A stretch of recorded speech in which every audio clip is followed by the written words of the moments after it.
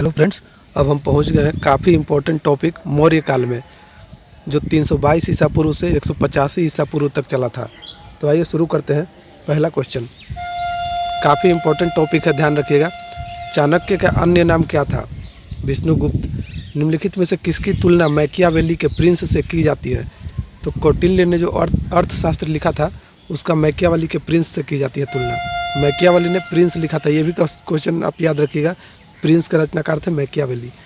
वह शासक कौन था जिसने राज सिंहासन पर बैठने के लिए अपने बड़े भाई सुसीम की हत्या की थी? तो वो थे अशोक। निम्नलिखित में से अशोक की वह पत्नी कौन थी जिसने उसको प्रभावित किया था? तो उन अशोक की पत्नी का नाम था कारुवाकी। और अशोक ने ही ये बोला था कि चाहे मैं अपने पत्नी के साथ रहूं, चाहे मैं शयन कक्ष में रहूं, चाहे खाना खाते रहूं, चाहे कुछ भी करते रहूं, अगर मुझे किसी भी ज़रूरी काम के लिए हो तो मुझे ज़रूर बुला लेना। और ये लिखा गया है अशोक के छठा अभिलेख में। निम्नलिखित में से सम्राट अशोक की वह पत्नी कौन थी? ये हो गया कारुवाकी।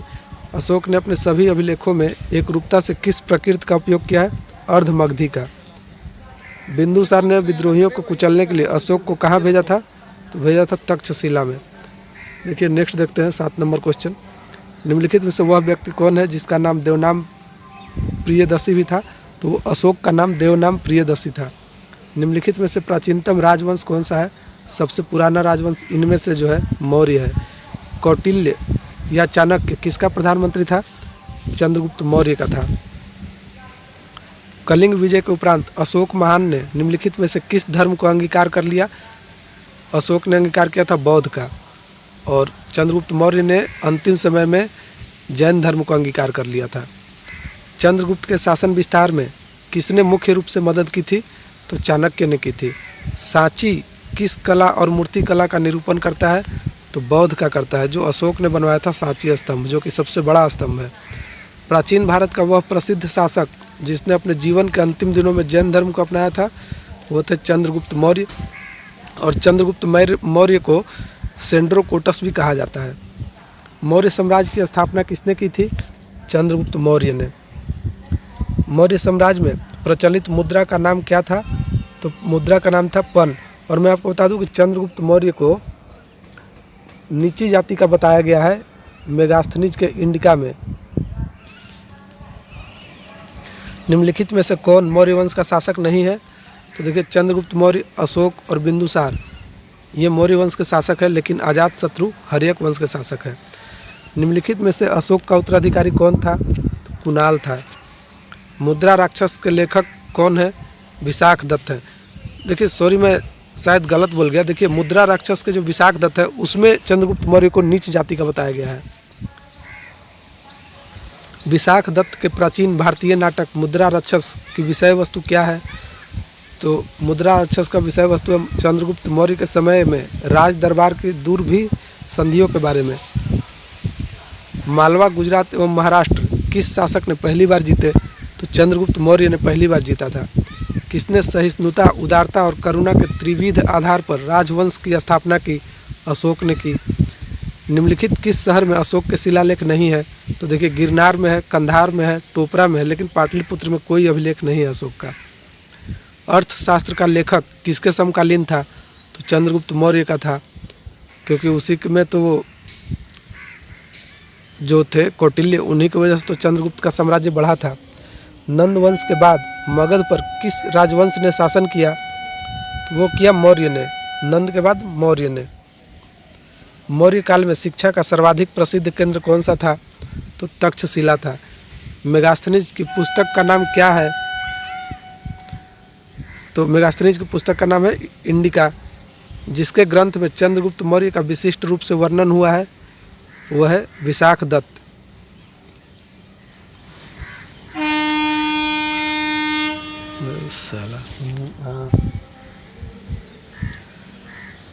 वह स्रोत जिसमें पाटलिपुत्र के प्रशासन का वर्णन उपलब्ध है वह है इंडिका।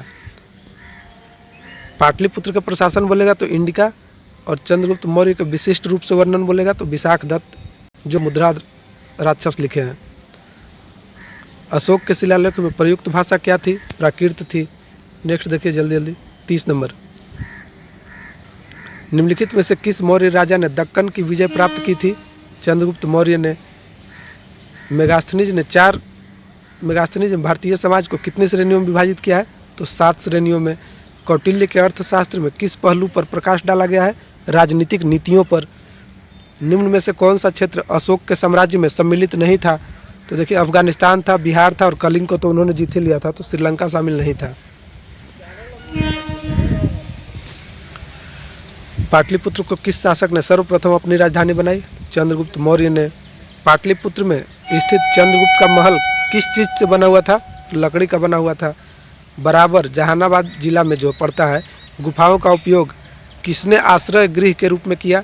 आजीवकों ने। आजीवक के जो फाउंडर थे वो थे मोगालीपुत्तीस, पिछले चैप्टर में आपने देखा होगा। किस अभिलेख से यह साबित होता है कि चंद्रगुप्त का प्रभाव पश्चिम भारत तक फैला हुआ है? तो रुद्र दमन का जूनागढ़ अभिलेख से पता चलता है। नेक्स्ट देखिए 38 नंबर। केवल वह स्तंभ जिसमें अशोक ने स्वयं को मगध का सम्राट बताया है? तो भाब्रू स्तंभ में उन्होंने मगध का सम्राट बताया है अपने आप को। सूची 1 को सूची 2 से सुमेलित करना है। चंद्रगुप्त को बोला जाता था सेंड्रोकोटस, बिंदुसार को अमित्रघात, अशोक को प्रियदर्शी, चाणक्य को विष्णुगुप्त। प्रथम भारतीय साम्राज्य स्थापित किसने किया था? चंद्रगुप्त मौर्य ने।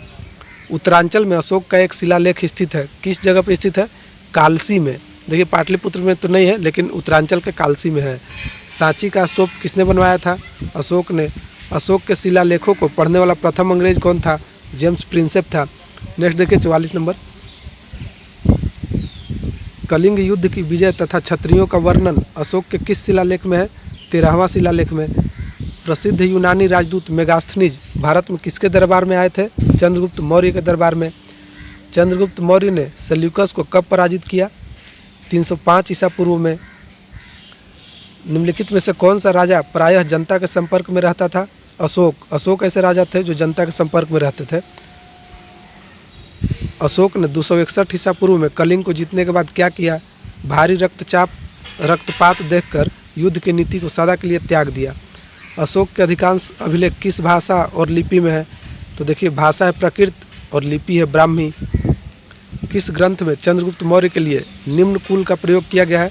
तो मुद्रा राक्षस में, जो विशाख दत्त ने लिखा है। मौर्य नरेश के बारे में कौन सा कथन सही है? देखिए, उन्होंने संस्कृति, कला और साहित्य का विकास किया, प्रांतीय विभाजन किया और हिंदू कुश तक साम्राज्य स्थापित किया। तो 1, 3 और 4 इसका सही हो जाएगा। कथन और कारण दिया हुआ है। कथन है, अशोक ने कलिंग को मौर्य साम्राज्य में जोड़ लिया था। जी बिल्कुल सही है, जोड़ लिया था। कलिंग दक्षिण भारत को आने वाले स्थलीय एवं समुद्री मार्गों को नियंत्रित करता था।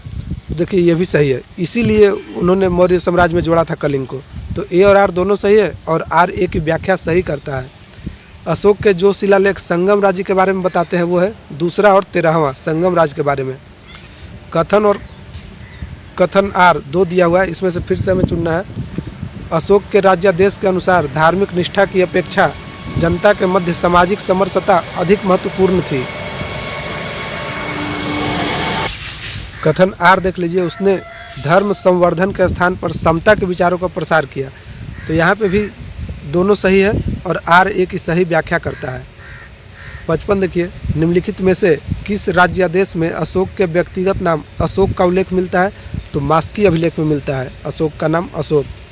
देखिए फ्रेंड्स, इससे पहले हम लोगों ने सिंधु घाटी सभ्यता, वैदिक सभ्यता और महाजनपद, उसके बाद धार्मिक आंदोलन को कंप्लीट कर लिया है। इसके लिए प्लेलिस्ट भी बना दी गई है इस चैनल पे। आप प्लेलिस्ट में भी जाकर उन वीडियोज़ को देख सकते हैं, जो लूसेंट ऑब्जेक्टिव का पूरा क्वेश्चन उसमें कवर कराया गया है। खैर, 56 नंबर देखिए, निम्नलिखित वक्तव्यों में से कौन सा एक वक्तव्य अशोक के प्रस्तर स्तंभों के बारे में गलत है? तो देखिए, इन पर बढ़िया पॉलिश है, ये सही है। ये अखंड है। स्तंभों का शेफ्ट शुंडाकार है, ये भी सही है। लेकिन डी, ये स्थापत्य संरचना का भाग है, ये गलत है। श्रीनगर की स्थापना किस मौर्य शासक ने की थी? अशोक ने की थी। सूची 1 को सूची 2 से सम्मिलित करना है। उत्तरापथ का राजधानी है तक्षशिला, दक्षिणापथ का सुवर्णगिरी, अवंती का उज्जैनी और प्राची का पाटलिपुत्र। ये सभी सही है। किस ग्रंथ में शूद्रों के लिए आर्य शब्द का प्रयोग हुआ है? अर्थशास्त्र का जो कौटिल्य है, कौटिल्य ने जो अर्थशास्त्र लिखा उसमें शूद्र के लिए आर्य शब्द का प्रयोग हुआ है। अशोक ने अपने राज्याभिषेक के चौथे वर्ष में निग्रोध के प्रभाव से प्रभावित होकर किससे बौद्ध धर्म की दीक्षा ली। देखिए, अशोक ने उपगुप्त से प्रभावित होकर बौद्ध धर्म की दीक्षा ली। और यहाँ पे बता दूं, निग्रोध का मतलब होता है बंधन मुक्त। ये पिछले वीडियो में जो देखा होगा जिन्होंने, उनको पता होगा। किसने पाटलिपुत्र को पालीब्रोथा कहा, तो ये मेगास्थनीज ने कहा था। मौर्य काल में एग्रोनोमाई किसे कहा जाता है, सड़क निर्माण अधिकारी जो होता है उसको एग्रोनोमाई कहा जाता है। और गूढ़ पुरुष कहा जाता है गुप्तचरों को।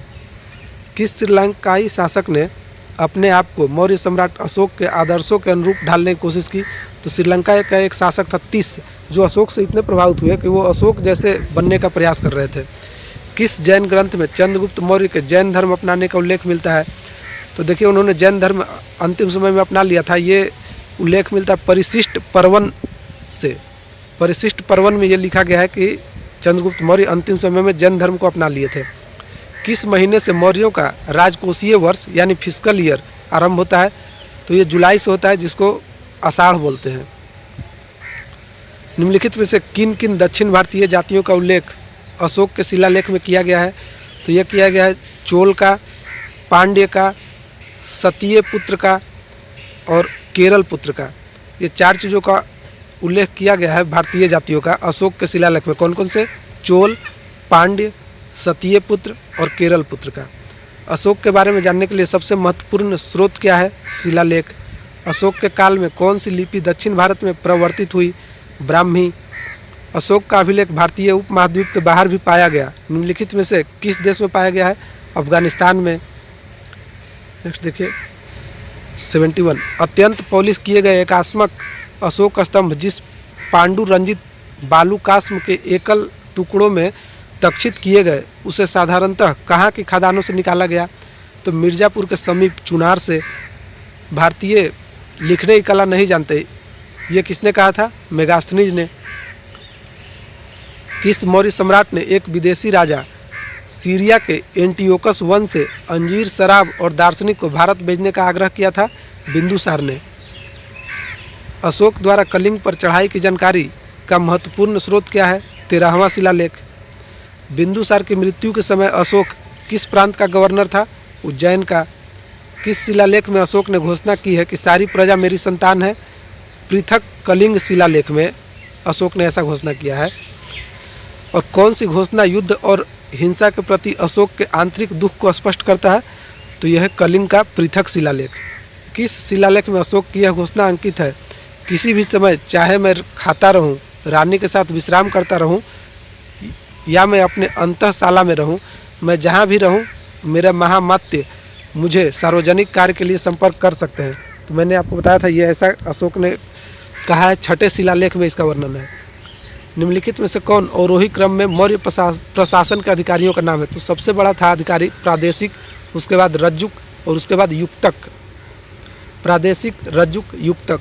विष्टि क्या है, विष्टि है, बेगारी को बोलते हैं विष्टि। मौर्य काल में सीता से तात्पर्य है राजकीय भूमि से प्राप्त आय।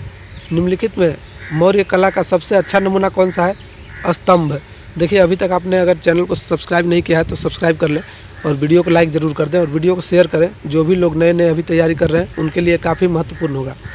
कहाँ से प्राप्त अभिलेखों से मौर्य काल में अकाल, सूखा जैसे देवी प्रकोप के समय राज्य द्वारा राहत कार्य किए जाने का विवरण मिलता है।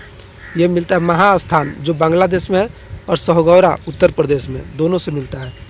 अशोक ने श्रीलंका में बौद्ध धर्म का प्रचार हेतु किसे भेजा, महेंद्र और संघमित्रा को। अशोक के मनसेहरा जो पाकिस्तान और शहबाजगढ़ी भी पाकिस्तान से प्राप्त वृहत शिलालेख में किस लिपि का प्रयोग किया गया है, तो खरोष्ठी का। कहाँ से अशोक के द्विभाषाई ग्रीक और अरमाइक अभिलेख प्राप्त हुए हैं, सर ए कूना कंधार से जो अफगानिस्तान में पड़ता है। कौटिल्य द्वारा रचित अर्थशास्त्र कितने अधिकरणों में विभाजित है, 15 अधिकरणों में। अर्थशास्त्र में उल्लेखित सप्तांग में शामिल थे राजा, क्षेत्र, प्रशासन एवं कोष। अशोक का समकालीन तुर्मय कहाँ का राजा था, ये मिस्र का था। किसके शासनकाल में डायमेकस भारत आया, बिंदुसार के शासनकाल में। निम्नलिखित अभिलेखों में से किसमें अशोक का नाम उल्लेखित हुआ है, तो यह हुआ गुर्जरा अभिलेख में। तो इस तरह से आपने देखा मौर्य काल हमने बहुत ही कम समय में ख़त्म कर लिया और हमने लूसेंट पूरा ख़त्म करेंगे ऑब्जेक्टिव वाला, उसके बाद सब्जेक्टिव लूसेंट पे आएंगे। तो बने रहिए हमारे साथ और चैनल को सब्सक्राइब कर लीजिए। धन्यवाद।